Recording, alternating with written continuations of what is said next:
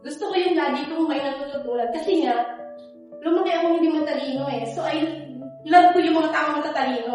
Yung may natuturo sa akin, may natadagdag sa akin. Parang ganun. Kasi feeling ko, lumalaki ako na lagi akong may kulang. So, kailangan ko, ano ko ako.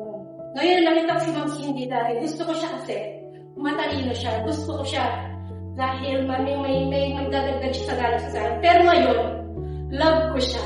Alam niyo bakit? Nakikita ko yung pagmamahal, yung totoong desire niya sa akin na kung, kasi may mga taong gusto ka lang tulungan kasi makakatulong ka sa akin. Sa kanya kasi hindi. Nakita ko yung kanina sa kanya naramdaman ko. Gusto kitang tulungan kasi gusto ko kitang tulungan. Gusto kitang makita nandito sa ganito.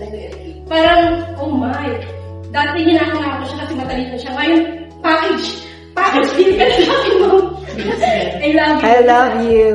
So nakita ko lang, kailangan ko na ng kailangan kasi may dalawa akong mag-aaral eh. Kasi kulang yung result ko eh. Hindi pa sapat. So hanggat hindi sapat yung result mo, huwag kang titigil. Walang pwedeng po umat lang sa'yo. Thank you, Ma'am. Thank you, Miss Gracie. I love you too.